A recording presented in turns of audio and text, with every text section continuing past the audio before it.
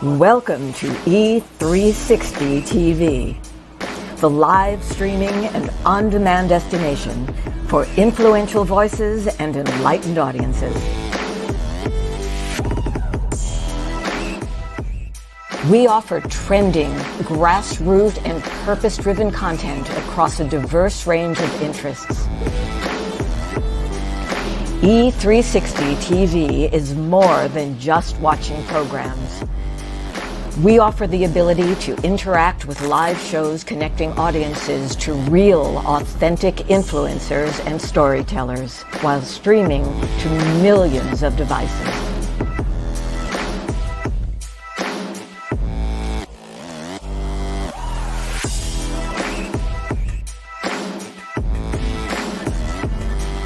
Real experiences. Raw conversation. One destination for it all. E360 TV.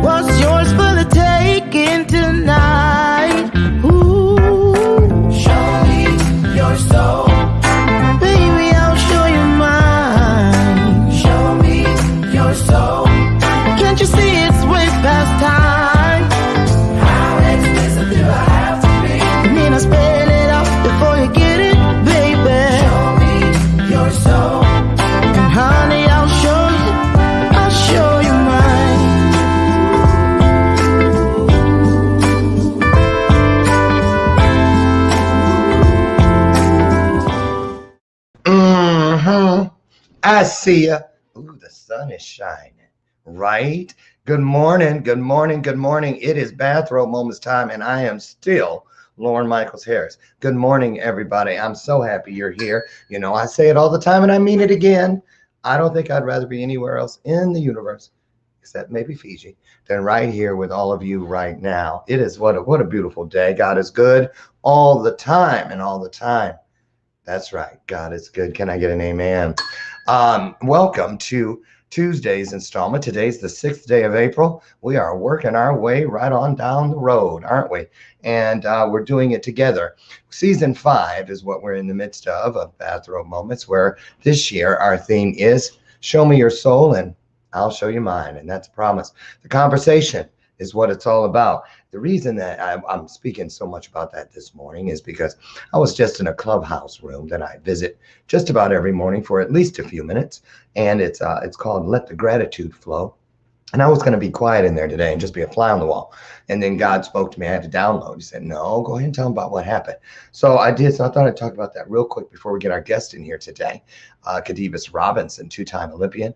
And wait till you hear from this guy today. Man, now's a great time to share the broadcast out. Invite a friend or 50 to the show. And don't keep all this ooey-chewy goodness to yourself.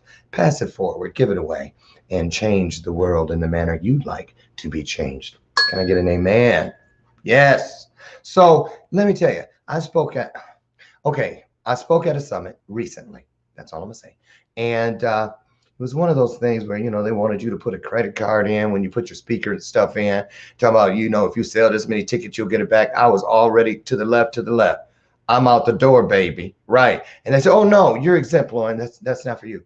And then all these things, download this and put this in there and put a price on it so we can give it away and all that. And I was like, I said, I don't do that. I don't attach any price tag to anything coming in my direction or going from my direction when I speak. Our stories are priceless. I'm not going to let somebody water it down by sticking some kind of price tag on it, right? I get it. We got to make a living, but that's why we need multiple streams of income, right? So you don't mix apples and oranges is how I look at it. So anyway, we were in there. I did my thing and we were finished. They came on the screen and one of the event planners said, so we don't see your free giveaway. I was like, well, that's because I don't do that. So anyway, I just told him, I said, the best thing that I can give, the most valuable thing that I can offer anyone is conversation. It's conversation. So if any of your people want to call me, email me, or anything like that, just to have a 30-minute conversation, that's what I have to offer, because they may have something that's going to change my life. It takes one word strategically placed within the right sentence in the right paragraph at the right time, which is purposeful, to change your life or someone else's forever. I don't want y'all to forget that. I'm going to read something. I'm in this book right now for the month of April. It is by Willis Kinnear, and it is the 30-day mental diet. So I found something here I wanted to share with you that I think kind of speaks to that. Under a section called Learn to be Creative, he says, you have a lot to give to yourself and others. As a unique expression of God, no one else can contribute what you can. It is up to you to let yourself be all that you can be in your activities. If you are gainfully employed, you must in some way regard your work as a constructive, purposeful activity. If you do not, you are of mediocre value to your world, your employer, and you are doing yourself a damaging injustice. And that is what came back to me. So I was like, thank you. There it is. If I could speak in tongues, I'd say Hasababaka, but I can't. So anyway, keep that in mind, you guys. Get out there. Don't let people change your alignment with integrity. Don't worry about it. Don't let what you do to be of service of others be connected to a routing number or a credit card. Put it out there and be blessed in ways that you could never imagine. That is from me to you, and I hope you receive that. Okay, so that's the bell of purpose. You all know what that's all about. That's everyone's opportunity to be a part of something greater than yourself. We all have that innate desire. And so when you hear the bell of purpose, it means that either our guest, one of you has thrown something in the comments, or maybe I've said something that's worthy of a walk around. So like I say every morning, don't just drive past it because it's sitting in the middle of the road and thinking that it's roadkill. It could be, if you back the car up and really look closely, it could be some soul fill, something you can fill your soul with, therefore having more to pour into others. So keep that in mind as you hear the bell ring throughout today's interview. And let's get to it, shall we? Today's guest is a two-time Olympian, 7-time USA national champion, and an NCAA champion. And he's done so many things. He's still doing things. And we're going to get him here. I'm just so grateful. I was like, I wonder if I can get this guy. And he reached right back. And I'm just so thrilled. His name is KHADEVIS Robinson. And I want you to take a look at a little bit of something that I found that is just incredible. Watch this, y'all. Get ready. Here we go. Take a look. Field, KHADEVIS Robinson. 30 years old now. Right, and KHADEVIS over the years has gotten so much stronger. He's confident, trained by the American record holder Johnny Gray. And in the semifinal, he had blistering splits early on, so we should expect KHADEVIS to push the pace. It'll be interesting to see how Nick Simmons deals with the fast pace. Does he lay back like we saw with the Prefontaine Classic and pass the Olympic champion, Yuri Borzakowski? Does he use that type of tactic, or does he get up in the front? That's what he did in the semifinals. Simmons, who is in the lane 4 to start the race, and KHADEVIS Robinson in lane 5.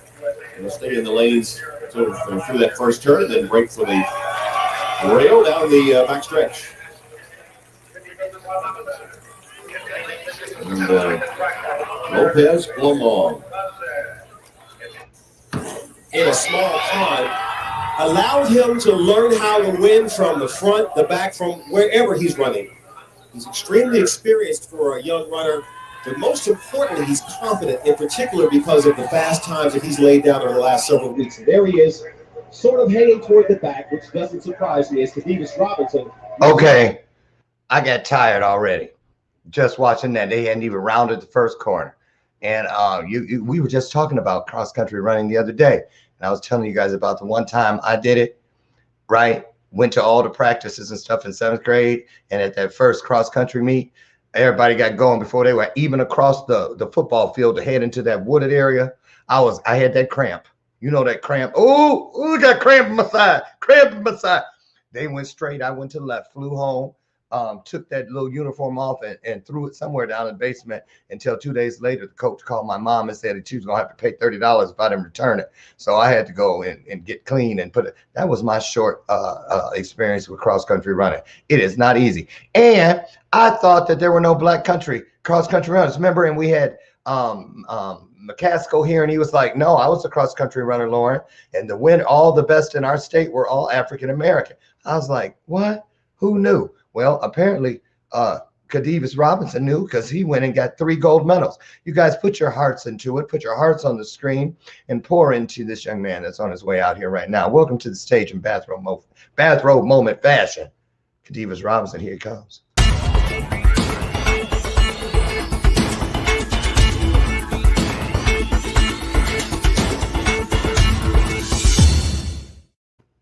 Well, oh, now where'd he go?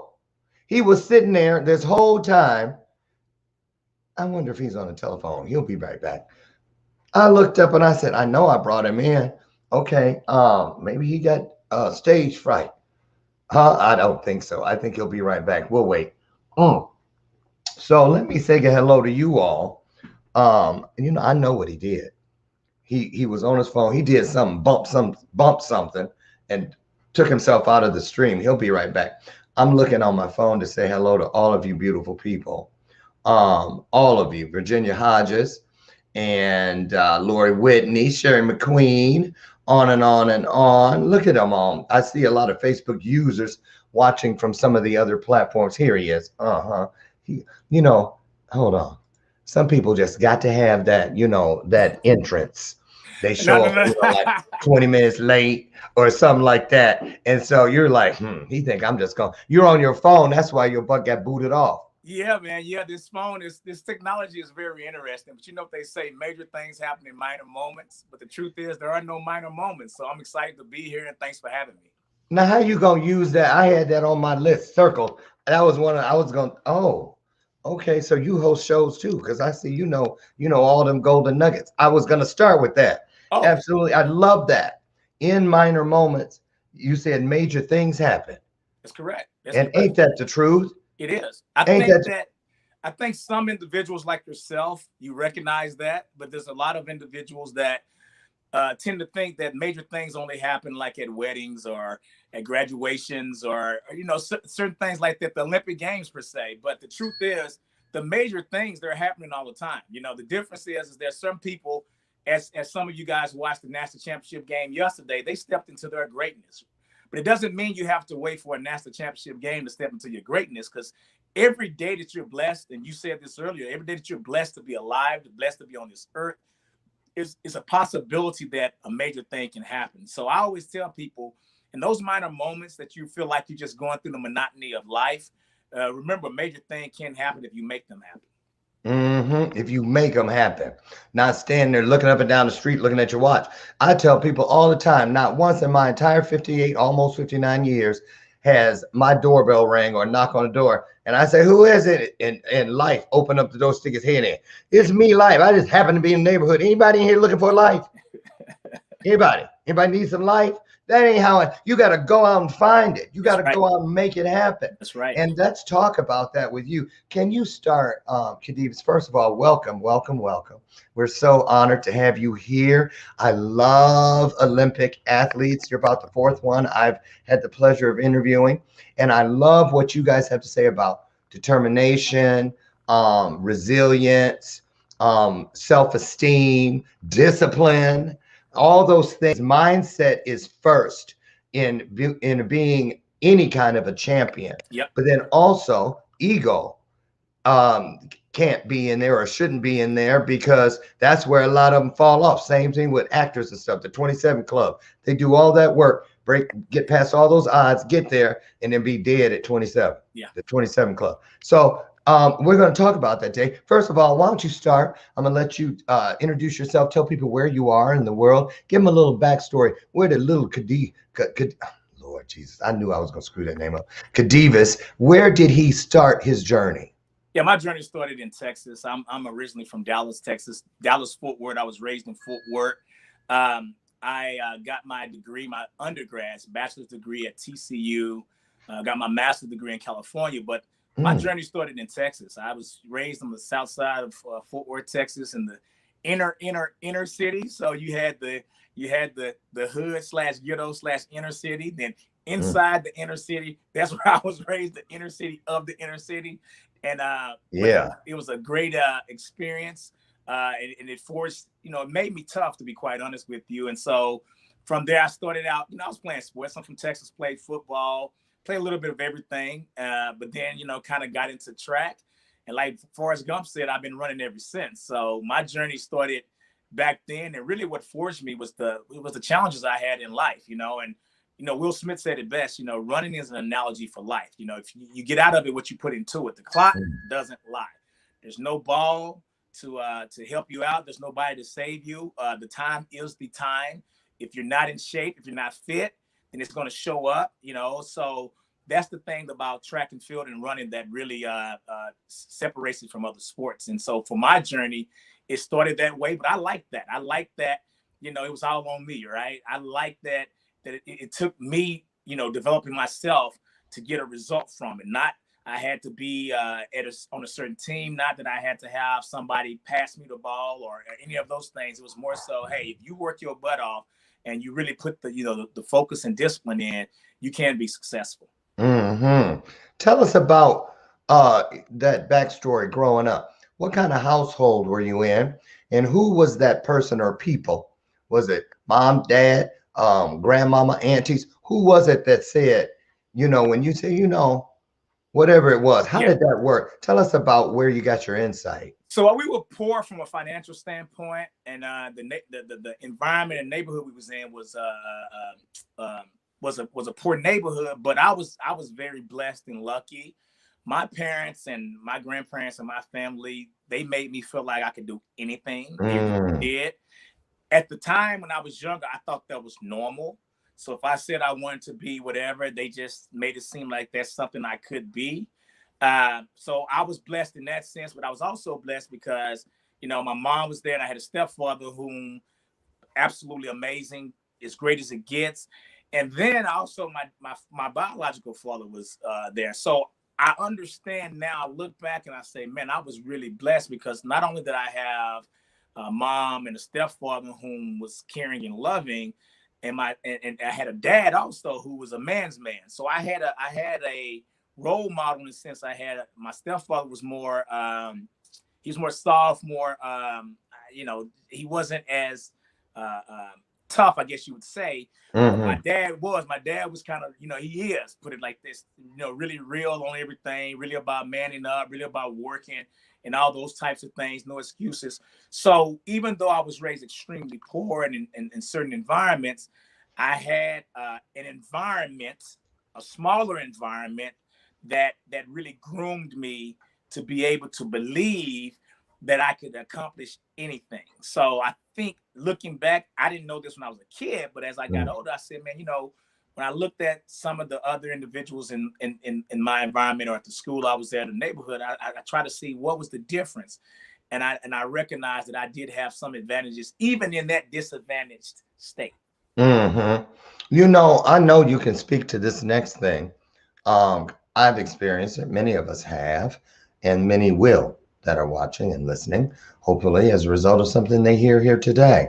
So I want to go back. Let's back the car up, if we could, to the smaller version of you. Do you, by chance, remember the first time you saw an athlete in the Olympics or a team get that gold medal?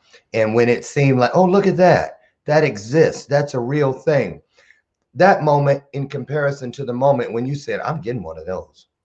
Well, so I think when I was younger, I watched a lot of sports, whether it was football, whether it was track, whether it's the Olympic Games.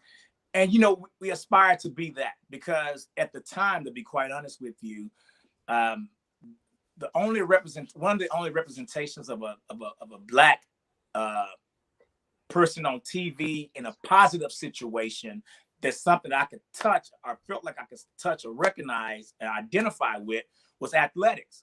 So I was able to see that and say, well, hold on now. And a lot of those athletes came from environments and neighborhoods and stuff that was similar to the one that I was in then. So that triggered something in my mind to say, you know, it wasn't an excuse to say, well, their family was richer or they came from this. It was like, no, they would always tell, from the Olympics, they always tell the story, right, of the athletes, how they got an Olympic gold or made it to the Olympics or whatever. And you would see, man, this person came from situations worse than mine, or this person didn't have a father, this person's parents, whatever it may be. And then you thought, well, if they can do it, I can do it. And they look like me also. So that was the beauty of, you know, sports, athletics, and the Olympic Games. It ain't so much that, you know, I think certain individuals maybe didn't aspire to be a lawyer or a doctor or whatever. Yeah. It's just that we didn't see a lot of representation of that in our neighborhood, in our environment, and we didn't see a lot of representation of that on the television set. But what we did see a representation of someone that looked like us, that came from a similar background, and they said that, you know, if you work hard, and that's something that I knew how to do. You know, I might not have knew how to, you know, Einstein's theory of relativity, and I might not have knew how to do all these other things, but I knew how to work hard. I knew how to grind. And so it was like, okay, I can do that. Yeah. Yeah. You know, let me ask you. Okay, so as you're moving in, even in the NCAA world, but as you're getting closer to the Olympics and that sort of thing, you know, you're there with all kinds of athletes. And some of those athletes, you know, say swimmers and stuff, come from moneyed backgrounds, because in order to be groomed, all that it takes to get to that level is you got to have a lot of money. You don't see a lot of color represented in a lot of those different arenas. Now, but I'm sure you got to meet those people. My question is, could you tell a difference in that athlete who had the same kind of a backstory as yourself, as opposed to those athletes that had everything handed to them as far as mindset? Or was that a place where you guys became equals? Yeah, so I think we have to be careful when we say everything handed to them when it relates to athletes, because you still have to put the work in, right? So I think just having money don't make it happen. Exactly, because you know, money's a vehicle, right? And so it does help and it is important. But at the end of the day, when you start talking about sports or even business, whether it's an entrepreneur, whether it's having a show like you have, you're going to have some fight. You're going to have some type of drive inside you. You're going to have what I call the champion's mindset. And so the one thing that I noticed when I was at the Olympic Games, and this is the story I tell a lot of individuals, is that I know one thing: success leaves clues. Success leaves clues. But the thing is, failure does also. And the one thing that I see is that anybody, no matter if they're an investment like Warren Buffett, no matter if they're president of the United States, no matter if they're a world-class athlete, it's two things that I've noticed. One of the things is all, or 90-some% of them, have a mentor or a coach. Now, Tiger Woods may be, Jack Nicklaus, whomever may be the greatest golfer of all time. Muhammad Ali may be the greatest boxer of all time. You know, Tom Brady may be the greatest, whatever. But they all have a coach. No matter if you talk about Bill Gates, nobody be talking about the president of the United States, nobody be talking about the greatest scientists. They all have a mentor or a coach. To me, that's a clue. Success leaves clues. So that's the first thing. The second thing is they have that champion's mindset. Now, when you look at, I use Tom Brady for an example. You know, we see a lot of athletes that they're great in high school, they're great in college, and when they get to the pros, you don't hear about them no more. And you say, why? Well, because their goal was to make it to the pros, or their goal was to get a big contract or become rich or make money. So once they hit their goal, their motivation is gone. Well, the great ones, but think about it. Like I said, Tom Brady's married to a model, got all the money in the world, and won all these Super Bowls. He's still going all out. Michael Jordan got to a point. LeBron James, it's not about the money. See, it's a champion's mindset. And one of my favorite quotes is, the way you do anything is the way you do everything. Dang. And so what that means is, you know, I tell people ask me right now, they say they see me working out. They see me trying to, you know, I put on a lot of, you know, muscle. I used to be about 160 pounds, 150 some pounds. And they say, why you work out so hard? And I say, because that's who I am. You know, they ask, why does the cage bird sing? Because it has a song. Okay. That's what it does. You know, and so what I realize is that high achievers, no matter if they are singers, no matter if they're investors, no matter if they're working at, no matter if they're just a teacher, they have a champion's mindset. They say, you know what? I'm going to be the best teacher I can be, no matter if I'm teaching a class that has 5 kids in it or 50 kids in it. And so to me, that's the one thing that I noticed. And I remember this story. One of my friends, Gary Reed, was one of my biggest competitors. He's from Canada. I want you to think about this story. We were in Monte Carlo, beautiful place. And the prince puts on the competition there. And after the competition, they have this big old gala, which is extremely extravagant and nice. And we go to the gala and they have people dancing, great food and all that type of stuff. But me and Gary had stepped out of the gala and we were sitting there. And Gary looked over at me. He said, Katie, I want you to think about something. And I said, what? He said, for us to do what we do, we have to think differently. I say, what do you mean? He said, think about this. We train as hard as we can until our bodies are hurting, until we're throwing up, until we're about to pass out. Our head is hurting. Our body's burning. We lay there. We train as hard as we can until we can't train no harder. And then we look at ourselves and say, you know what? Let's get up and do it again the next day. He said, that's not normal thinking. And so what he's saying is, champions, no matter what the field of work is, they think a little bit differently. They do. And so that's the key. But athletics, you know, or investing or starting to, or whatever it may be, that's a skill set. And the thing about skill sets is they can be developed through repetition, you know, through hard work, through, you know, improving yourself. Right. And I think a lot of people, they get to a point in life where they settle.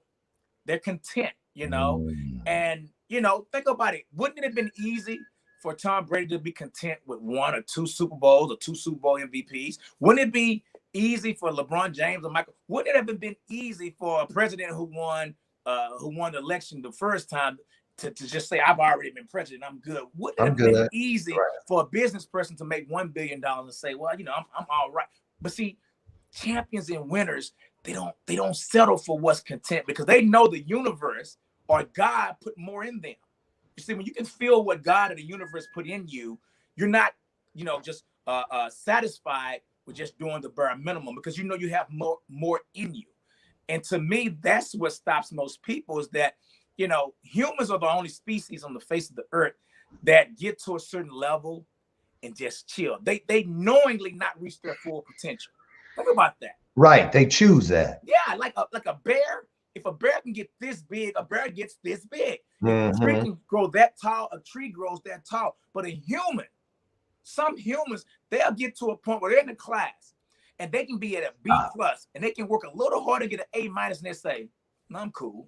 A B plus is passing. What's wrong with a B? What's wrong with a B?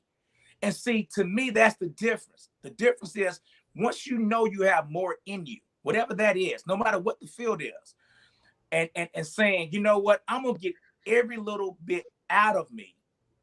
That's the difference between a champion and everyone else. That is so true. I remember the moment that clicked in me, that champion mindset. And I was still in the foster system and I decided at like 10th grade, straight C's all the time. And I was like, I want to graduate with those cords that people be wearing, those gold ones and them sky blue ones, right? So I went to the counselor, how do you get those? Right. And they said, well, you need honor society, you need to be in some extracurricular. So I started all that, and it took one semester, and I hit all A's for the very first time, because I thought people were born smart. Yep. That they didn't have to study, that it just was automatic. They made it look easy. Yep. But while others were sleeping, I was up getting it done. And it took one time to get all A's, and I never got another B. Never got another B. Graduated with honors, and I was like, okay, that's that. But see, here's the deal. I want you to talk about this. What you were just saying about the champion's mindset. Now, a lot of people think, yeah, well, that's easy when you're at your top of your game, you're fit, everything, you got a happy life and everything. You ain't got no worries about your bills and this and the other. But what about those athletes who, and we see this in the Olympics, getting ready, they may be 2 days from it, and something happens, they hurt something, or in the middle of the qualifying thing, bye honey, have a great day, see you tonight, they do something, and now that thing that they've been working for, I never understood how they did that for 4 years, suddenly is stripped away, and you can see it on their face that, oh my goodness. So tell us, what is that thing in an athlete that you see them come out foot wrapped up and still doing it, knowing they in pain, or they get up and say, okay, I'll be back for the next Olympics, 4 years away, that before they leave the track or wherever this thing happened, they've already decided. I believe like football players, when they carry them off the field on a gurney, they already are seeing themselves coming back, what they need to do. And a lot of us don't know how to do that. Talk about that. And did you ever have something like that happen where, because you got to not only win, but you got to stay healthy, and there are things out of your control? Talk about that. That thing that happened to those athletes, that thing that happened to the business person that loses everything, that thing that happens to the person that loses their health, the thing that happens to whomever, that thing is called life. And it happens to us all. So we see the wind that blows on us all. We're like Les Brown said it best, we're all in a little sailboat and the wind blows on us all. But the difference is it's the set of the sail, right? So I had that happen to me twice. I missed, even though I made 2 Olympic teams, I missed 2 Olympic teams. I got 4th, the dreaded 4th. They take 3, I got 4th. And each time I got 4th, the prior year, I was national champion.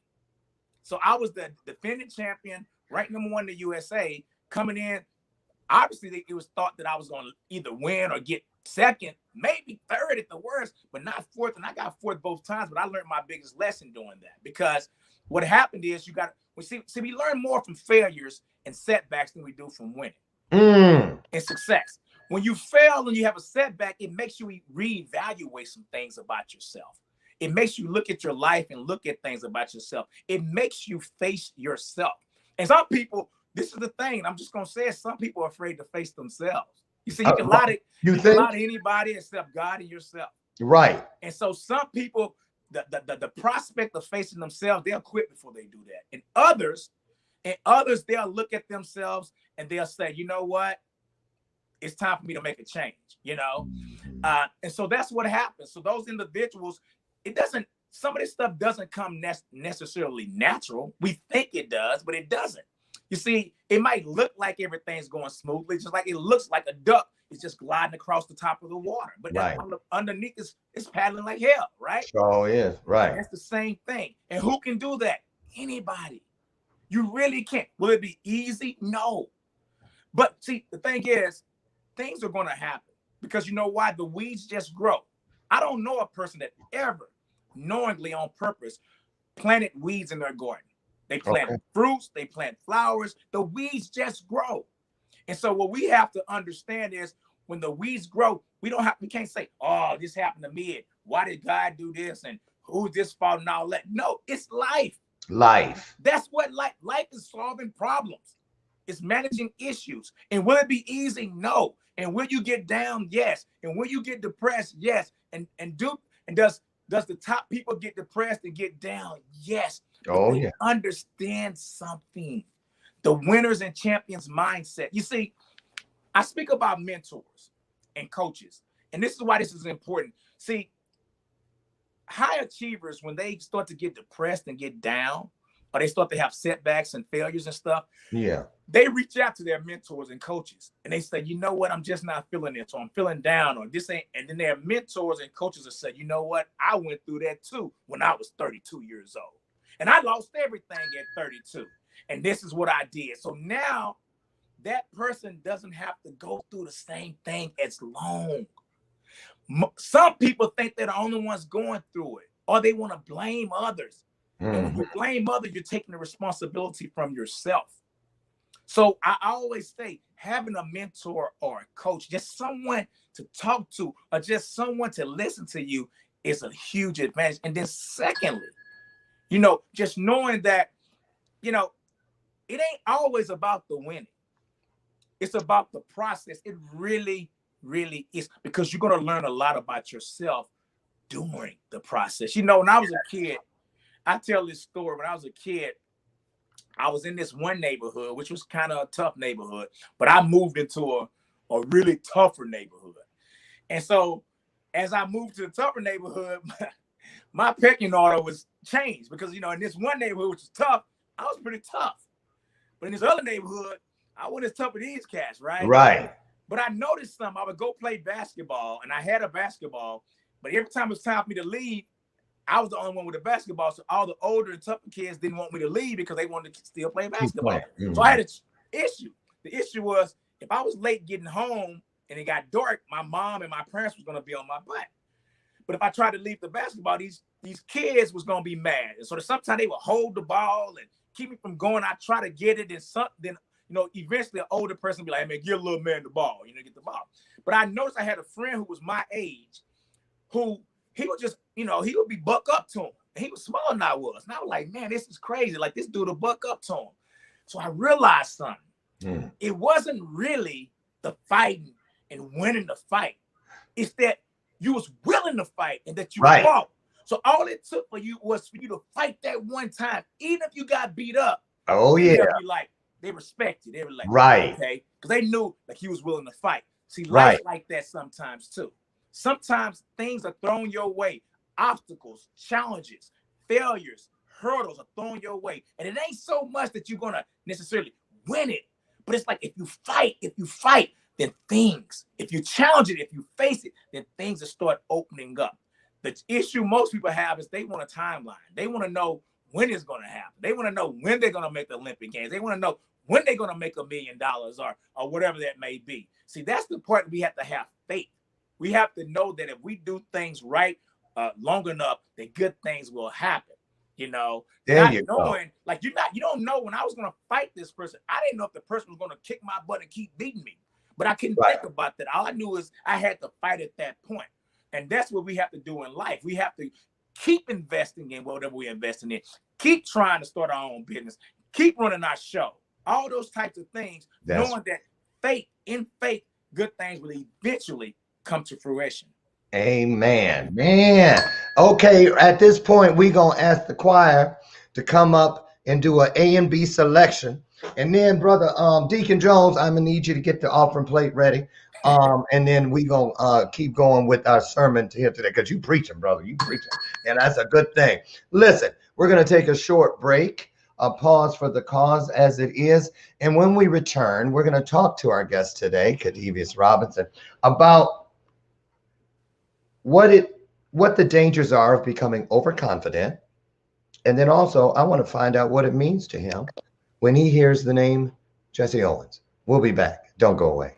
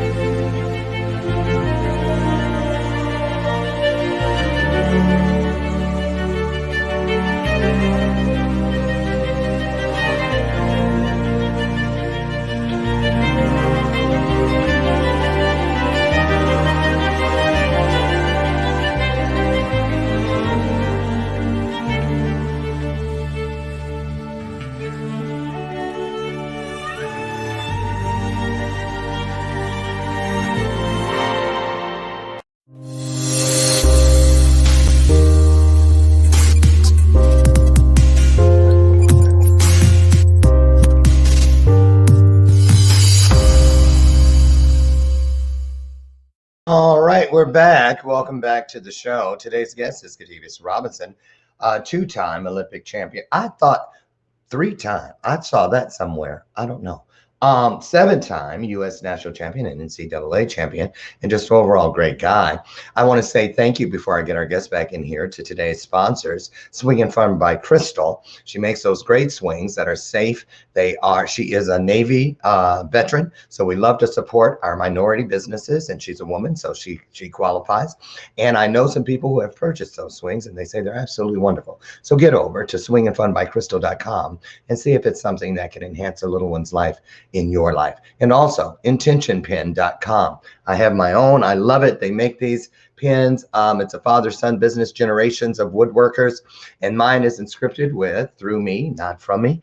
And get over to intentionpen.com and see if this is something that can help you set your intentions. Now we've got Mr. KHADEVIS back. Nice to have you back. Thank you so much again for joining us. Before we went to break, we talked about a lot of things, but I wanted to talk to you about the danger of becoming overconfident. Now, do you remember, I'm sure you do, what was it like when they put that first gold medal around your neck and you stood there and you knew the world was watching? Did you feel like, I've done it, it's complete, or did you feel like, I'm just getting started? And what did your confidence do during all of that? Yeah, I think I think you're trying to figure out how does one process accomplishing success or a goal that one right. is work toward. Because the day before you were one guy, and now you became, when you woke up that day and won that gold medal, you were never to wake up that same guy again. Well, that depends on how you look at things, right? Okay, like go with it. So see, I think champions, Muhammad Ali said he was the greatest before he was the greatest. So I think a lot of champions believe internally, they already believe these things. What happens when you accomplish certain goals, it kind of confirms what you already believe. Already knew. Yeah. So it's like you already believe that you already can see it. It's like Jeff Bezos. Like when he was in that room and he had that Amazon written on that piece of thing behind, like he was already envisioning, he already could see Amazon getting to a certain level, right? Mm-hmm. It wasn't there yet, but he could see it. I think it's the same thing. So yeah, you do get a satisfaction of knowing that you finally accomplished whatever that goal may have been. And then there are some people, I think, that they let that define them. You see, I always say that your job description and your work description and your self description should be totally different things. Because they're the same. You'll always see yourself at work or find yourself at work and never at peace. Mm-hmm. So, but I think a lot of individuals are able to keep that separate. So yeah, it confirms the hard work. It confirms what you believe in your mind. And it also makes you feel exhilarated because there's been a lot of people on that path that didn't believe in you. So it's a way of saying, you know what, I wasn't crazy after all. I can show you better than I can tell you. You know, you tell somebody you're going to do A, B, or C, a lot of times they'll look at you crazy, they'll say you're crazy, try to discourage you, and they'll say you'll never make it or you'll never accomplish it. So when you actually accomplish that goal, it's like, you know, I told you so, or it's like confirmation that, because sometimes when you're really trying something very difficult, I want you to think about this. Okay. And you're really going and nobody else can see it. Nobody else can smell it, taste it, hear it. And you're telling, there are these little times that a little doubt to go, man, can I really do this? Or am I really thinking it's crazy? Or am I off on why am I the only person seeing this? Right. Right. So when you accomplish it, it's like, I knew I wasn't freaking crazy. I knew I could accomplish. I knew I had something here. And that's what the confirmation comes from when you get that check, or when you get that medal, or when you get that thing that you put around your neck. That's the confirmation of knowing that all along you knew God and the universe put something inside of you. That's right. Now, KHADEVIS, back. I got so many questions swirling around. It's like a tsunami in my head right now with you. And I wanted to know first, talk about, if you could, how drive and the setting of intentions go hand in hand, or do they? Drive, that's a word a lot of people think they understand. But what does that word mean to you? Well, see, you got to have a why. And you got to have a goal. We all hear this all the time. What's your why? What's your why? What's your goal? Meaning you got to have something in which to aim. Because it's like driving a car, right? You just don't leave the house and just randomly go somewhere. You got to have somewhere to aim. A destination in mind. Yeah. And so that's an intention or a goal. But the thing is, it has to be a real goal. It has to be something that you really want to accomplish. Because everybody says they want to have $1 million or $5 million or they want to start whatever. But what's the reasoning behind it? Because if it's not big enough, the draws, you're not going to go through all the hard work it takes and the sacrifices it takes to go through it. That's why a lot of people don't lose weight until they have to. My own personal stories, my mom, when I was young, she was an alcoholic. And we tried everything, man. And like nothing could stop her from drinking. And she hasn't had drinks now for years. But you know why she stopped? She had to. The doctor told her, if you don't stop drinking, you're going to die. Right. And so she had to. And so what I say is a lot of people need to have a goal that's so enticing, that's so big. Maybe tell other people your goals. You tell someone, I'm going to start this business. I'm going to write this book. And so now every time they see you, they say, how the book's going? And you don't want to be embarrassed because you done told people you're going to write this book and then you're not going to write it. So that helps. I'm reminded of a kid when you're in high school and you want to ask this girl to the prom. And you done told your friend, hey, man, I'm going to ask this girl to go to the prom with me. And no, you're not. And so now, if you wouldn't have told them, you probably would be too scared to do it.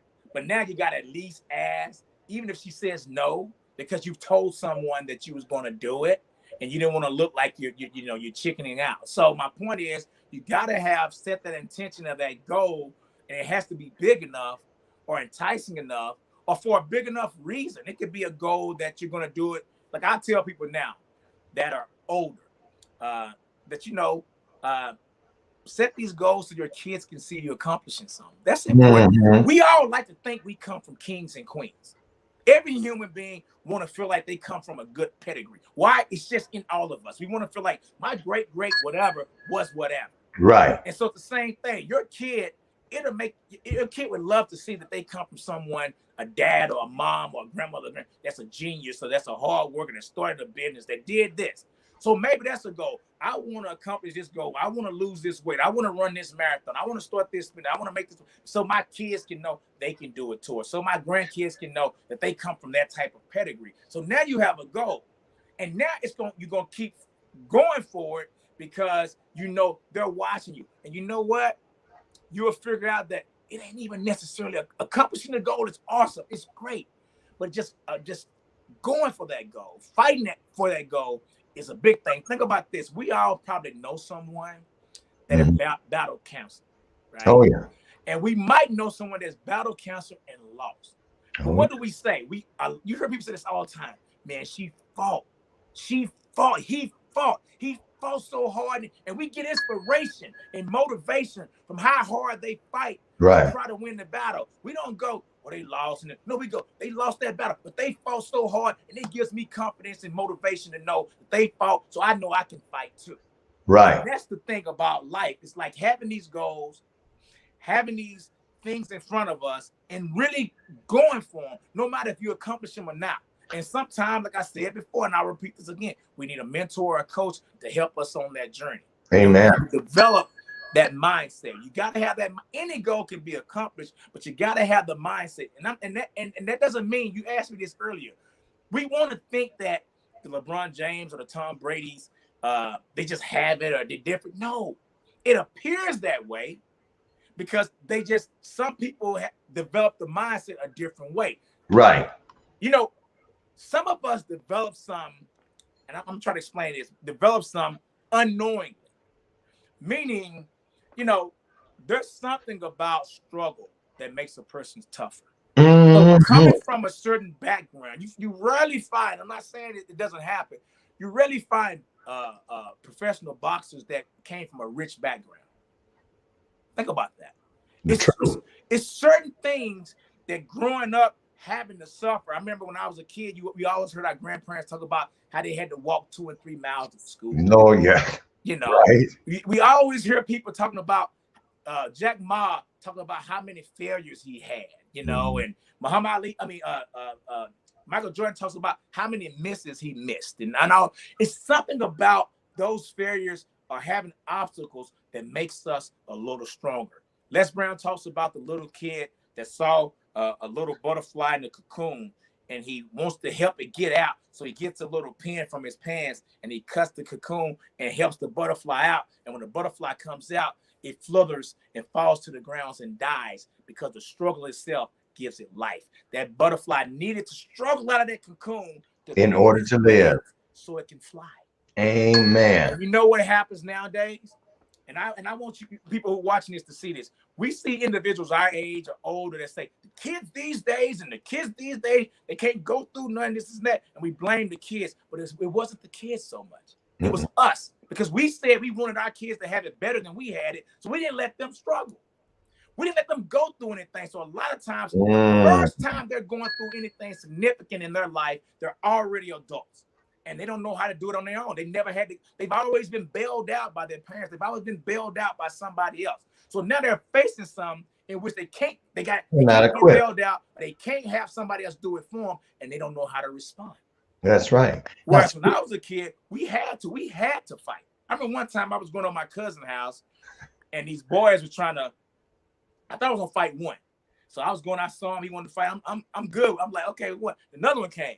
I'm like, oh man, I don't know if I took off running. I ran home.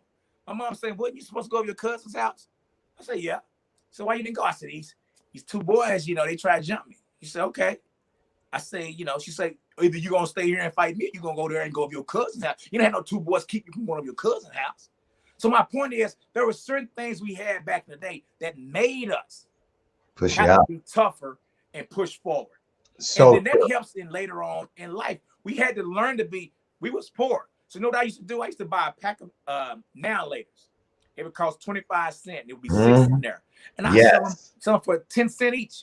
Watermelon, green apple. Yeah, 10 cents each, watermelon. 60 cents, and then flip that. I had to learn to go through things through life. And that ended up helping me later on in life. Yeah, absolutely. So you have a son now. And we're talking about legacy and all the things that help to build that, and parents wanting their children to have something or a better life than they had themselves. So when you speak, and he's your namesake, what do you say to him? How old is he, by the way? I have two sons, but Zion is 13. Okay. So when you talk to your kids about this sort of thing, how do you separate them feeling like they have to fill your shoes because your dad was this, your dad has done this, and allow them to grow into their own legacy, whatever that is, just being a good dad, being a high school graduate, whatever it may be, being a pediatrician. So what do you take from what you've done and give it to them to do what they need to do without putting the pressure of doing what I did? Yeah, so I have two sons. One's named KHADEVIS, but his middle name is Zion, and my other son's name is Ishmael. Ishmael is naturally himself. That he just was blessed to have that. He just has that personality. Okay. Zion, even though his name's KHADEVIS, Zion, we call him Zion. Okay. And so I let them know that, we're all individuals in a sense. I let them know that they don't have to, they don't even run. Zion started running track this year. He's 13 and he chose to run track. I didn't tell him to make him. Right. Because I let them know we're all different and we all have to step into our greatness. God gave us all something uniquely about us. I truly believe that. I truly believe the universe and God created us for a reason. I think God created us on purpose for a purpose. Amen. So, but everyone's purpose is different.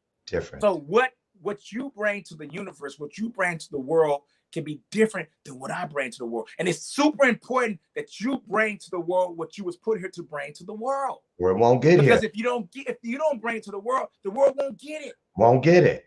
So what I tell my sons is and my daughter is exactly that. Don't get caught up and all these other, they're distractions. A distracted mind is a defeated mind. And what we do is we learn from that. We learn from maybe the successes I have, because it's not about the exact success. It's about how did I obtain that success? Right. And you learn from what I did to obtain that success for you to obtain the success you're trying to get. That's absolutely right. Now let's talk about that imprint you're leaving in the world. And I mentioned before break that I wanted to find out what the name Jesse Owens means to you, as far as how he took the machete of purpose and chopped and forged a path for people just like you to do what you've done. What would you like people to look like when you look back on Jesse Owens and you celebrate all that is? What would you like 100 years from now someone to look back and say about that path that you forged? I think when people meet me, that they leave thinking like, is there more in me than I'm giving? And the reason I say that is because, you know, when I truly believe that there are no coincidences. There's no accidents. The universe, you know, we got to understand something. These are facts. Everything is energy. I mean, this is a fact. Like energy, you know, energy never totally leaves. And just like you on the other side of the U.S. and I could scream as loud as I want to scream, and they couldn't hear me at the end of the block. But I got this little phone that got nothing connected to it, and I can say hello, and you can hear me clear. That's energy. Right. Have you ever walked into a room and you just sitting there and you felt like somebody was staring at you, and you looked and y'all met eyes? That's energy. Energy. Have you ever went somewhere and felt something and then you can tell, and when you talk to somebody else, they say, we were just talking about you? That's right, that's energy. So my point is, I believe people should connect to that energy, connect to that source, and really find out, why are you here? There are two major moments in a person's life: the moment you were born and the moment you realize why you were born. Once you realize why you were born, spend the rest of your life living that why. That's right. It ain't about the money, it ain't about the fame, it ain't about all that junk. Spend your life living that why. Because if you do that, you'll be happy. Are you aware that there's people that have all the money in the world and they ain't got no happiness? And there are people that has everything and they commit suicide. So you gotta find out what makes you happy. What makes you happy doesn't necessarily make everybody else happy. So that's what this is about. This life is about. It's about, why am I here? Why did the universe and God put me here? And once I figure out why I'm here, how do I go about giving it out? That's what the parable of the talents is about. That's right. Paying it forward, being of service. Parable of talents is saying, listen, the universe and God gave you a certain amount of talents. You might have gave somebody more, might have gave somebody less, might have gave somebody a bigger one or a smaller one, but they gave you this amount. And what you got to do, you're not supposed to save it. You're not supposed to just hold on to it. Right. You're supposed to recognize it. Recognize, I got this talent. And use it. What you do is you develop it. You say, I'm going to make this talent a little bit better. Then you multiply it. I'm going to make more and more and more. And then you share it. And if you do that, what's going to happen? You're going to keep getting more. That's right. Increase. If you don't. This is what people miss. If you don't do it, what's going to happen? You're going to lose that talent. And we see it all the time. We see people talking about, man, I could sing better than that person in high school. I could do this. I could have started this business. I could have started my show. But you didn't do nothing. They ain't do nothing with it. Didn't do nothing. But they sitting there watching somebody else on TV and they're saying, me, I could be doing this, this, and that. It says you got a talent, which everyone has a talent. No matter if it's one, a small, it don't matter if it's small or a little. It don't matter if it takes you 5 years. Right. You get that talent, you recognize it, you develop it, you multiply it, and then you go share that talent. And that's right. Give it away. You better give it away. You'll get more. Listen, I can't believe how fast this hour went. I say that every day, but it's still true every day. I want to thank you so much, everybody on the screen right now at KHADEVIS. That's everything you could ever need to get to him. Instagram, Facebook, LinkedIn. And then if you'd like to visit the website, KHADEVIS.com is there as well. Mark it. I'm going to drop it into the chat when we get out of here. So all you have to do is come back, touch it, and get on in there. KHADEVIS Robinson, boy, your passion is undeniable. And we got to get you back here again. You have the turnstile invitation anytime for any reason. Let's do it. Okay. And I am just so grateful for you. And I want to know, those gold medals, where you keep them? Actually, in this room right here that I'm in, I have really here. Yeah, I'm not a big. It's funny. I'm not big on those types of things, to be quite honest. As far as all that stuff, I'm more on the experiences, if that makes sense. Exactly. And one day, because one day, you don't take them with you. Yeah. But you know what? You leave the road that got you there here.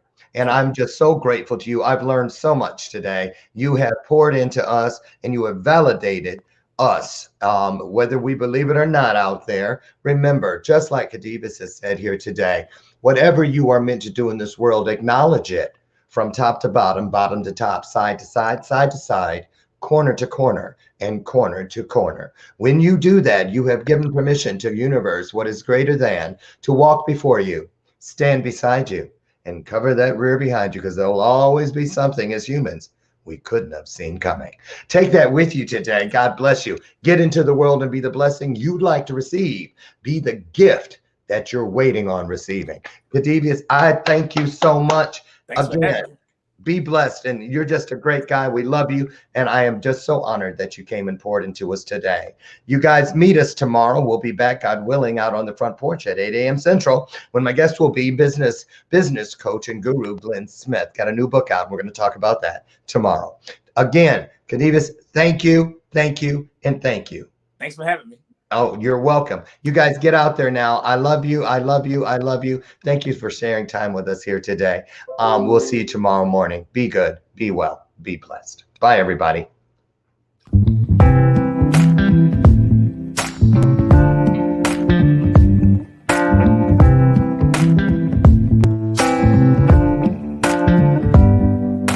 Show me your soul. Baby, I'll show you mine. Show me your soul. Honey, it's way past time. How expensive do I have to be? Need I spell it?